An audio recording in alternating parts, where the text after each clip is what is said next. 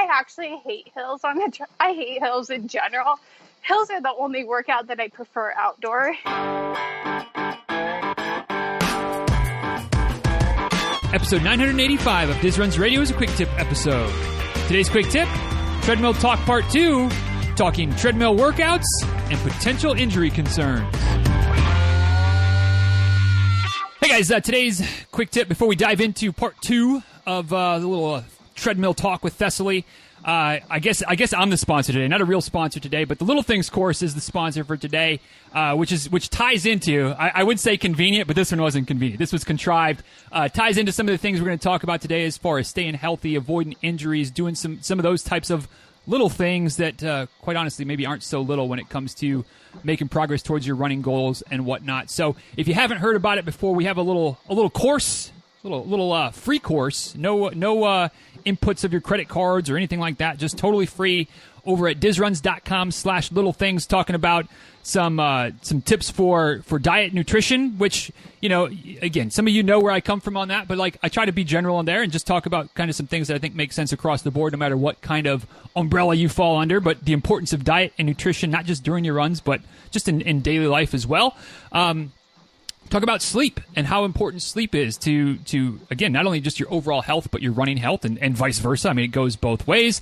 Talk about some recovery tips and tactics, whether it's yoga, stretching, foam rolling, those types of things, which maybe are going to get into a little bit today as well. And what is the other thing we talk about? I don't talk about strength training too much, but that's an important one. And then we talk about cross training. Cross training, that's another key component of staying healthy, building your fitness, avoiding some of the wear and tear of running. So all those things and fleshed out a little bit more, videos, text, the whole nine, at dizruns.com/littlethings. So if you haven't checked it out yet, maybe it's worth at least exploring, because again, it doesn't cost you anything. Check it out. If you learn one thing, then you got your money's worth. If you learn nothing, I guess you probably still got your money's worth, but if you learn one thing, then you definitely got your money's worth over at dizruns.com/littlethings. So today, Thessaly is back, round 2, talking about running on the treadmill, and she's back again this week. Spoiler alert, she's going to be back again next week as well. I think I might have mentioned that last week. So if you've been paying attention, you've been following along, you know that she's here to answer some of the questions and talk on some different treadmill-related topics that were posed in the Facebook group. I don't know, I guess it was last month, but as we're recording this, it was like a week ago, so a little bit of a time warp situation. But if you missed last week's episode, we talked about kind of some reasons why the treadmill might be something that might make a lot of sense, might be a necessary evil at time to time, or maybe even you might just enjoy it. And we also talked about ways to kind of work through any boredom that you might have, which is a very common excuse/reason to not run on the treadmill. It's just boring. I feel like that's the case, at least. We also got into some mindset stuff. So a lot of good things back last week, episode 983. If you haven't checked it out yet, it's literally 2 episodes back in your feed right now. You can check it out. And today we're going to talk a little bit more about workouts, injuries, things like that. So let's get down to business. Thessaly, welcome back. Thanks for joining us again today. Hello, so excited. Thanks for having me. Still on the treadmill, no surprise there. And again, guys, if you haven't connected with Thessaly yet, you can find her. She's in the Facebook groups. You can find her on Facebook pretty easily there. You can also find her on the Instagrams at Thessaly26.2, at THESSALY26.2 on Instagram. Any treadmill-specific questions, and if you missed her interview, her full-length episode on the show is episode 898, if you're so inclined to want to go back in the archives and check that one out. So, Thessaly, today, talking about kind of some two main topics today. We'll see where we branch into and what other things that we stumble upon along the way, as is always the case. But talking about workouts to do on the treadmill, considerations. I have some thoughts on it, but before I kind of dive into some of my maybe biases, but definitely some thoughts on doing, workouts on the treadmill. Not just like an easy run or a long run or things like that, but, some type of speed workouts, tempo workouts, things like that. What are your thoughts when it comes to doing workouts on the treadmill? Yeah, I actually love a good treadmill workout. Pretty much anything you can do outside on a track or on the road, you can translate into a treadmill run. And the bonus factor is you can dial it in and go at that locked in pace. You're not second guessing. You're not doing anything that's not surprising or that is surprising to you. And with hill control, you have complete control over the hills that you're doing. If you want to get a good hill workout, that's probably the best like the best case for a treadmill specific workout is creating a hill workout for yourself. And speed workouts too are awesome. When I first got into running, probably 9 or 10 years ago, I started on a treadmill and I didn't even realize, like, I didn't research running at all, didn't know what I was really doing, but I would just go at my solid, steady pace for a while and then either get bored with that or want to push myself a little bit or get really upset about something that I was thinking about. So I would run as hard as I could. And then looking back, I'm like, oh, I was doing speed workouts without even knowing it. So hopping up the pace from like whatever 0.0 to whatever 0.5, because I don't want to give specific numbers just because everyone's pace varies. But and then going at that pace for a minute or two and then backing off a little bit back to your steady pace. Right. Yeah, it's definitely something where I feel like as a rather devout non-treadmill kind of guy, when it comes to workouts, it's hard pressed to find a workout. Like if you're trying to lock in a pace and cruise there, if you're trying to feel a goal pace for a race or maybe like a tempo effort or anything like that, where or even any type of intervals or sprints or anything like that, where the goal is to run at XYZ pace for a certain amount of time or distance. I don't know. I mean, I on the one hand, I would say you'd be hard pressed to have a better option than a treadmill because it's going to force you to be at a certain pace. But on the other hand, and here's where my bias comes in, like it's great when you can do it on the treadmill, but then when race day rolls around, you don't necessarily know what it's like to create that pace on your own because you don't have the assistance of the treadmill. So for somebody who has done and is proud to talk about doing so many runs, so many miles, so many workouts, pretty much everything on the treadmill except for getting out and pushing it on race day, you know, kind of how do the treadmill workouts, do you have any issues with translating paces and things gained and learned from the treadmill to the road during a race? So to be quite honest, I usually don't follow any kind of race plan. Don't really try to set too many goals for races because races at this point in my life, in my running career as it is, races are just about getting another finish done so I can complete my marathon goal. So as far like that's probably bad advice, but I usually go into a race just like, okay, let's celebrate running. Let's get a good outdoor experience. Let's get a medal at the end. But I do have a watch now so that if I am worried about how long I'm running or like if I'm going to finish on time or whatever before the finish line closes down, which I haven't even gotten close to, thankfully, yet. But so I would say it probably doesn't translate perfectly. Well, I know it doesn't translate perfectly, but if you have trained your body and trained your fast twitch muscles to be able to run harder and faster and do some sprints on the treadmill, that'll translate. It's not like your body doesn't know that feeling of pushing hard and doesn't know how to run fast. Because if you've done it on the treadmill, you can do it outside. It's not going to just disappear.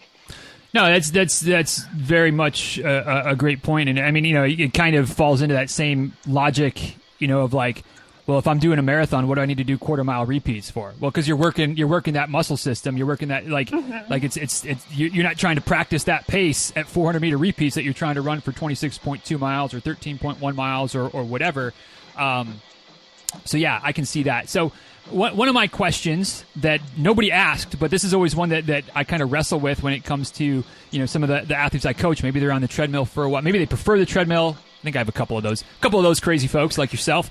And then certainly some folks that, you know, either in the heat of the summer, maybe because of, you know, air quality issues at certain times of the year, maybe in the cold of the winter, you know, they find themselves inside looking for something to do to maybe fight the boredom, have like a good workout to do. And like you said, hills are great. You can control the ups. But do you have any, and I don't know that there's an answer, and maybe there isn't, But any suggestions for simulating even something that closely resembles a downhill? Because I feel like that practice and running downhill can be pretty important if you're going to run a hillier course or a hillier route. I don't know. Are there any good treadmill options for practicing a downhill situation? Yeah, there is the treadmill I started on at the gym. I'll have to look it up and I'll send you a message with it so you can post it with this in the show notes.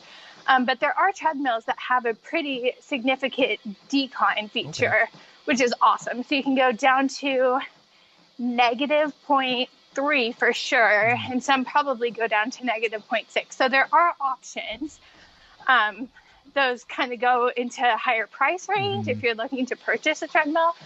But as far as like downhill for the standard treadmill, there's not really, but that's not to say that going from a significant incline down to a decline or down to a flat surface isn't noticed by your body. So you are training those muscles, maybe not as significantly as if you were doing a decline treadmill run, but there are options. Yeah. So don't let that stop you. No, totally. And it's one of those things, like it's a trade-off, right? Like for whatever reason that you're on the treadmill, like you got to do the best you can with what you've got. And so you can get some good climbing in. You can get something that depending on the treadmill, again, like you said, maybe you can get some slight downhill, maybe even some significant downhill. And sometimes maybe you just got to play between up and flat and kind of, feel the difference between that. But that's at least it's something, it's not nothing. So we'll take that.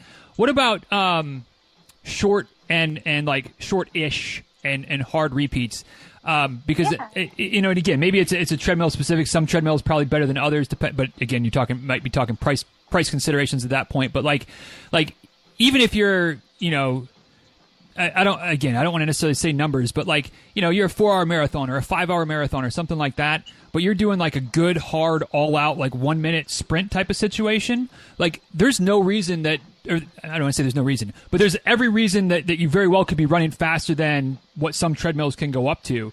So do you find that has that been a problem that you've dealt with, to where maybe you can't go as hard for the type of intervals that you would want? So you got to scale it different. Like how do you manage, I guess, if you've ever encountered a situation like that? Yeah. So there are pretty high pace limits for how fast you can go on a treadmill, unless you have like a $200 Costco treadmill or something. I'm not even sure if they have those, but most treadmills will go to 12, 13, 14 miles per hour. And that's like a 5-minute pace for 12 miles an hour, I think. So if you're running faster than 5-minute pace, then you might need to invest in a really upper range treadmill. But I've never experienced a treadmill outrunning me, because the one that I used went up to 15 miles an hour, and I can't sustain that pace for longer than like 20 seconds. Yeah. And that was like once or twice in my life. So and that one, kind of from the coaching perspective, like even if your treadmill that you have at the gym or whatever, like if it quote unquote only goes up to 10 miles per hour, which I feel like those are the ones where like you can definitely push the limit on. Like coaching wise, like just change the workout a little bit. If you're supposed to do 1 minute repeats, do 2-minute repeats, do 3-minute repeats. And now all of a sudden you're not going to be going at that top end speed for long enough where it becomes you can't maintain that speed long enough to where it becomes a limiting factor. So now you can settle in at 9.5 or 9.0 or whatever is on the treadmill that the treadmill can handle. And, you just tweak the workout a little bit. You're still going to get 99% of the benefit. So, And a 10-mile, sorry. No, go ahead. A 10.0 on a treadmill, like if you're doing miles per hour, that's a 6-minute mile. I don't know if that really translates well to, or like if people do the math that quickly, but with the hours and years of time I've spent on the treadmill, I pretty much have the whole mile per hour into minute pace memorized. I know 8.6 is just under a 7-minute mile. Yep. So just so you guys know about what the paces translate to for miles per hour. Like a 10.0 is a 6-minute mile. So if you can hold that and you can hold it for a mile, go for it. It's pretty good. So, and I think that brings another good point. If you're going to be doing some running on the treadmill, that's not just like an easy pace type of run. If you're doing a workout, like take a few minutes, and if it's as, like if you're not going to commit them all to memory, or maybe math isn't your finest subject, like you can find a quick pace calculator and take a sticky note and just write down a handful of numbers, like Thessaly said, 6 minute pace. 6 miles an hour would be 10-minute pace, so that's an easy one. 12-minute pace is 5 miles per hour, and just write down a handful of those and have them on a sticky note on the treadmill right there, so you can at least be in the ballpark of the paces that you would like to run or that you're targeting, things like that. If it's not perfect, it's okay. It's okay. Just get a good workout in, and don't sweat every last detail. Like, just get sweat, but just get a good workout in, and it's gonna be okay. It's gonna be okay. Yes. What's your last question on workouts? Then we'll try to switch over to injury stuff before we run out of too much time for today. But what's your favorite work? I guess maybe hills. Is that what you mentioned, or is there something else that you like even more so than doing hills on the treadmill? I actually hate hills I hate hills in general. Right. Hills are the only workout that I prefer outdoor, like during race day. Wow, there we go. You heard it here first. Thessaly would rather run outside if she's going to run on hills than run on the treadmill. Yeah, but as far as workout, I really like tricking my body into running speed workouts, so intervals, I guess. So one that instantly comes to mind is do like a quarter mile warm up or like steady pace, and then hammer it for 3/4 mile, and then simmer down for like a quarter mile. So I'm not sure how to explain that other than what I'm saying, but like go slow for a quarter mile, go really, really fast for 3/4 mile, and then keep doing that for as long as I feel like. Right. I mean, any type of interval. It's just an interval. You can create different rules that you want to set, but that's the name of the game. This is my naivety coming into play, where I'm like, I actually don't know that much about running. It doesn't matter. You enjoy it. You find a way to do it. Like that's the name of the game. I guess I know I said one last question on workouts, but one other one that I got a feeling that might be on somebody's mind. And I feel like the answer is kind of what we've already said, just adjust and like you just got to make the best of the situation when this is the what you're dealing with. If you're dealing with doing workouts on the treadmill, don't let this be the thing that trips you up.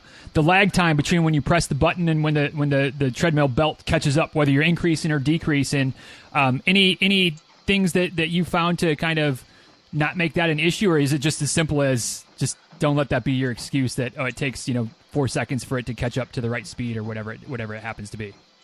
Yeah, I think anticipating that is the most key factor. So when you push it up to, like, let's say you're going to go for a 10-minute mile or 10 miles per hour, so a 6-minute mile, like, know in your mind it'll take 5 to 10 seconds for it to catch up to you. So just anticipating that is probably my best piece of advice. And if you're really hurting and want to slow down, but anticipate having to run kind of quick for a little bit, like a couple extra seconds, then immediately stopping. Or just jump onto the rails and that works too. Definitely. Safety first. Yes, safety first. Good transition. It's almost like you're a pro at this, Thessaly. So shifting gears a little bit before we wrap up today's quick tip. Injury considerations, and this was one that definitely had a couple folks talked about. Hilda stands out, Hannah, Kelly, maybe a few folks that talked about various injuries and things that seem to crop up maybe a little bit more often when they run on the treadmill versus when they run outside. Any thoughts or any experience, anything that you've kind of learned to maybe help avoid injuries, or any reasons that you could think of why that might be something that some of the folks have mentioned as an issue? Yeah, so something that immediately came to mind when I first read those questions is your body's not used to that stride length, because your stride does kind of adjust, I think, when you're on a treadmill and the softer surface. So that's kind of where the quads and hamstrings and calves, I think, is what they mentioned. That's where it can become a little bit of an issue. So probably warm up to it, and the more consistent you are, the more those muscles and your mechanics will start to adjust and recognize those as doable things. I'm not sure if that's a really straightforward answer, but I think because I have the opposite experience where I'm way more prone to like plantar or a shin splint when I'm outside. So I think it's just your body's not quite used to the softer surface. But that being said, it is a lot easier on your knees. Right. In my experience anyway. Yeah, I think that's a great point that we don't necessarily think of, or at least wouldn't be the first thing that a lot of people would think of, is that it might seem like it's still a hard surface. I mean, and obviously it is to a certain extent. It's still a hard surface, but it's not the same force-wise as running on asphalt or concrete or things like that. So there is a little bit difference there, which is going to, it changes some of the force situation as far as like, and you might think, oh, well, it's going to be less force, and it might well be. But if your stride's a little bit off, if things are a little bit different than what you're used to, it's just putting that force maybe somewhere else. So it's not. I wouldn't say it's uncommon in either situation to do a lot of stuff inside and you go outside and have some problems, like you mentioned, or vice versa. If you do a lot of stuff outside and then all of a sudden you find yourself for a few weeks, because it's negative 47 degrees on the tundra, and you're not like Lesterberg, who's just still going to go out and run in shorts in that weather, but he's actually going to maybe run inside. Like all of a sudden, it's just things are a little bit different. Hits that stress points a little bit differently.